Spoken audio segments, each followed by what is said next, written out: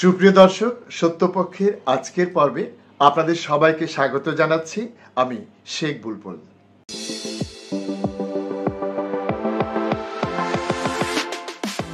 প্রিয় দর্শক, আসুন শুরুতেই আমরা আওয়ামী লীগ থেকে বিতাড়িত এবং বিএনপির চেয়ারপারসনের উপদেষ্টা অ্যাডভোকেট ফজলুর রহমানের কিছু কথা শুনে আসি। হাসিনার বঙ্গবন্ধু এক জিনিস না।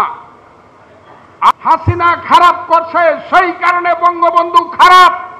এই কথা বলে যারা মুক্তিযুদ্ধকে, বঙ্গবন্ধুকে ৭২-এর সংবিধান, হায় হায় ৭২-এর সংবিধানকে ফেলে দেব। প্রিয় দর্শক, আপনারা দেখলেন যারে দেখতে নারী তার চলন বাঁকা, অথবা যত দোষ নন্দ ঘোষ, এই প্রবাদগুলো অ্যাডভোকেট ফজলুর রহমানের বক্তব্যে কিভাবে স্পষ্ট হয়ে উঠেছে। তার মতে শেখ মুজিব ছিলেন একজন ধোয়া তুলসী পাতা, আর খারাপ যতটা তা হচ্ছে শেখ হাসিনা। এই প্রসঙ্গে তার যে গুরু কাদের সিদ্দিকী, তিনি কি বলেছেন আসুন তাও আমরা একটু শুনে আসি। শেখ হাসিনার পতন, ন্যায়ের কাছে অন্যায়ের পতন।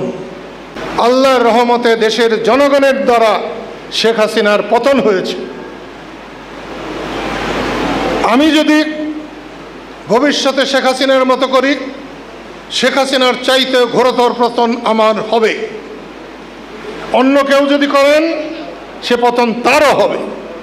কারণ শেখ হাসিনা অনেক কিছুই মানুষের মতে, মানুষের পথে, মানুষের ইচ্ছায় করতে পারেন নাই বলে আল্লাহর তরফ থেকে শেখ হাসিনার পতন হয়েছিল। আওয়ামী লীগ নিষিদ্ধ হতে পারে, কিন্তু মানুষের অন্তরে তো বঙ্গবন্ধু নিষিদ্ধ না, বঙ্গবন্ধুর আওয়ামী লীগ নিষিদ্ধ না। প্রিয় দর্শক, আপনারা লক্ষ্য করলেন যে গুরু শিষ্যের মধ্যে কি ধরনের চমৎকার একটি মিল রয়েছে। দুজনই কিন্তু আওয়ামী লীগ থেকে বিতাড়িত এবং দুজনের কাছে চক্ষুশূল হচ্ছেন শেখ হাসিনা। তারা আওয়ামী লীগের প্রতি তাদের যে দায়বদ্ধতা বা ভালোবাসা, সেটি প্রকাশ করার জন্য কি বলছেন যে শেখ হাসিনা খারাপ হতে পারে কিন্তু বঙ্গবন্ধু খারাপ নয়। আসলে কি তাই? শেখ হাসিনা এবং বঙ্গবন্ধুকে আমরা যদি তাদের কাজের ভিত্তিতে মূল্যায়ন করি এবং বস্তুনিষ্ঠভাবে সেটি একটু বিশ্লেষণ করি, তাহলে বেরিয়ে আসবে আসলে কে কতটা ভালো বা কে কতটা খারাপ। আমাদের কাছে যেসব তথ্য রয়েছে, সেসব তথ্যের ভিত্তিতে এটি প্রমাণ করা খুবই সহজ হবে যে শেখ হাসিনার চেয়ে বঙ্গবন্ধু অনেক অনেক খারাপ ছিলেন। কেন ছিলেন, কিভাবে ছিলেন, এখন সেই বিষয়গুলো আমরা আপনাদের সামনে তুলে ধরছি। প্রথমে আমরা যে বিষয়টি আপনাদের সামনে তুলে ধরব সেটি হচ্ছে অকৃতজ্ঞতা বোধ। আপনারা জানেন ১৯৭১ সালে বঙ্গবন্ধু শেখ মুজিবুর রহমানের অনুপস্থিতিতে মুজিবনগর সরকার গঠিত হয়েছিল। সেখানে তাকে কিন্তু যথেষ্ট সম্মান করে রাষ্ট্রপতির পদে আসীন করা হয়। ফিজিক্যালি না থাকার পরেও তাকে সেই পদে আসীন করে তাকে যে সম্মান জানানো হয়েছে, তার মর্যাদা তিনি পরবর্তী সময়ে রেখেছিলেন কিনা সেটি হয়তো আপনারা অনেকেই জানেন। কিন্তু মুজিবনগর সরকারের যে প্রধানমন্ত্রী তাজউদ্দিন আহমেদ, তিনি অভ্যন্তরীণ নানা ধরনের ষড়যন্ত্র মোকাবেলা করে এবং জাতীয় ও আন্তর্জাতিক বিষয়গুলোর সমন্বয় করে বাংলাদেশের স্বাধীনতাকে একটি নির্দিষ্ট গন্তব্যে নিয়ে যেতে পেরেছিলেন।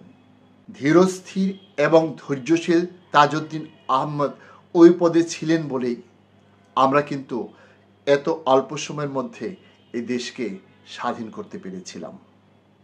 অথচ বঙ্গবন্ধু শেখ মুজিবুর রহমান দেশে ফিরে এসে সরকারের দায়িত্ব গ্রহণ করে তাকেই মন্ত্রিসভা থেকে বহিষ্কার করেছিলেন। এই যে অকৃতজ্ঞতা বোধ, তার কি কোনো কিছু আমরা শেখ হাসিনার মধ্যে দেখেছি? 111-এর যে সরকার তাকে ক্ষমতায় অধিষ্ঠিত করেছিল, সেই মইনুল আহমেদ সংবিধান লঙ্ঘন করার পরও শেখ হাসিনার সরকার তার কি কোনো ধরনের ক্ষতি করেছে? এছাড়া তৎকালীন সেনাপ্রধানের পাশাপাশি যেসব সেনাকর্তারা তাকে ক্ষমতায় অধিষ্ঠিত হতে সহায়তা করেছেন, কিংবা তৎকালীন নির্বাচন কমিশনের যেসব সদস্যরা তাকে ক্ষমতায় আনার ক্ষেত্রে কার্যকর ভূমিকা পালন করেছেন, তিনি কি তাদের প্রতি কখনো কোনোভাবে অকৃতজ্ঞতা প্রদর্শন করেছেন? করেননি তো, বরং তিনি তাদের সুরক্ষার ব্যবস্থা করেছেন। এদিক থেকে আমরা কি শেখ মুজিবের চেয়ে শেখ হাসিনাকে ভালো বলতে পারি না? প্রিয় দর্শক, এরপর আমরা যে কথাটি বলবো সেটি হচ্ছে মুক্তিযোদ্ধাদের স্বার্থ সংরক্ষণ এবং মুক্তিযোদ্ধাদের হত্যাকাণ্ড। আপনারা জানেন, দেশ স্বাধীন হওয়ার পর যারা নিজেদের জীবন বাজি রেখে যুদ্ধ করেছিল তারা জাতীয় সমাজতান্ত্রিক দল অর্থাৎ জাসদ নামের একটি রাজনৈতিক সংগঠন গড়ে তোলেন।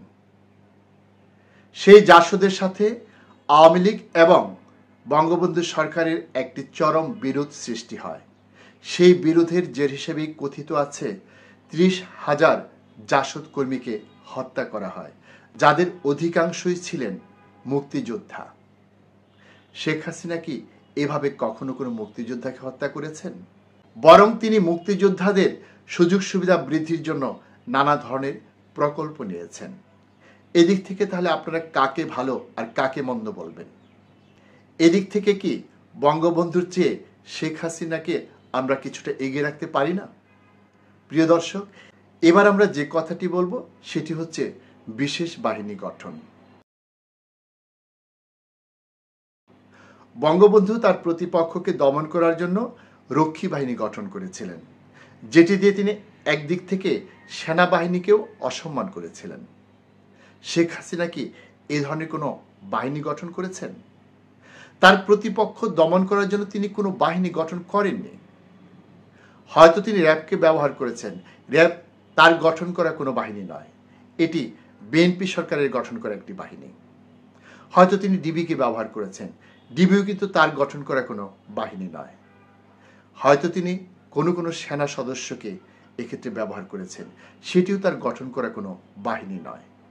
অথচ বঙ্গবন্ধু কমপ্লিটলি একটি বাহিনী গঠন করেছিলেন তার প্রতিপক্ষকে নির্যাতন করার জন্য, দমন করার জন্য। যে রক্ষী বাহিনীর নাম শুনলে তখনকার মানুষ আতঙ্কে কুঁকড়ে উঠত, এবং এই রক্ষী বাহিনীর প্রতি যে জাতীয় ঘৃণা তা কিন্তু এখনো অক্ষুণ্ণ আছে। সেটির স্রষ্টা কিন্তু বঙ্গবন্ধু শেখ মুজিবুর রহমান, শেখ হাসিনা নয়। এক্ষেত্রে তাহলে কাদের সিদ্দিকী বা ফজলুর রহমান কি বলবেন? কি তাদের ব্যাখ্যা? তারা কি এই সত্যকে, এই বাস্তবতাকে অস্বীকার করতে চান?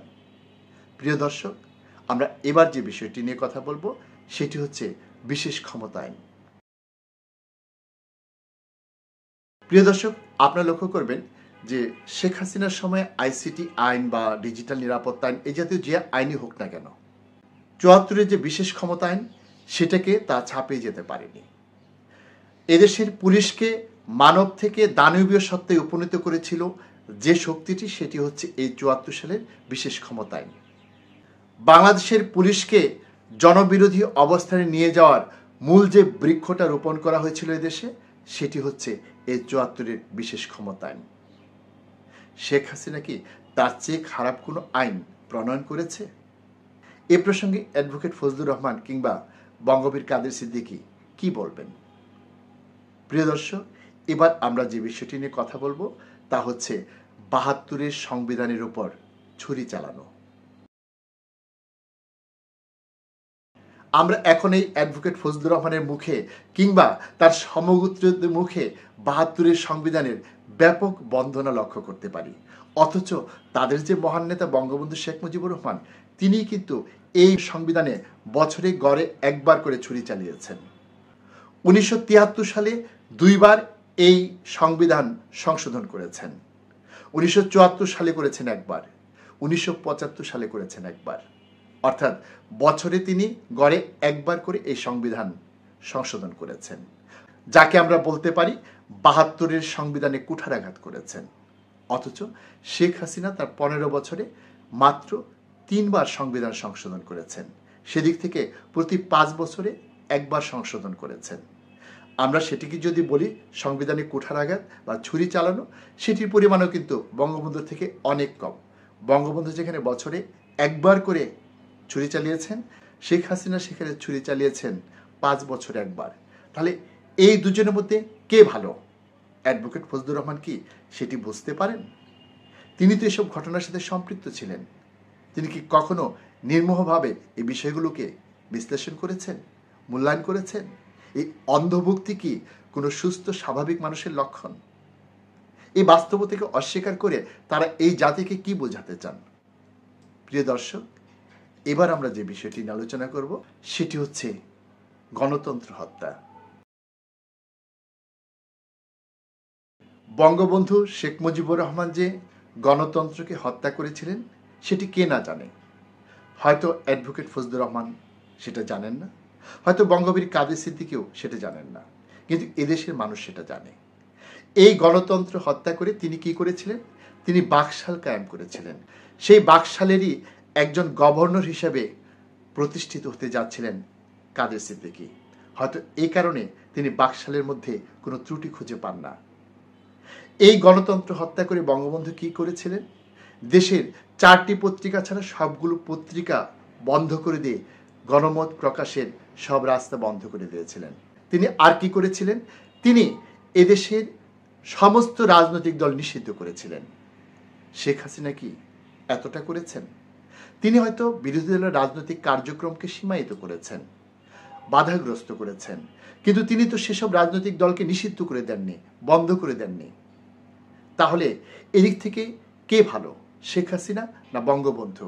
অ্যাডভোকেট ফজলুর রহমান কি বলবেন? কাদের সিদ্দিকী বা কি বলবেন?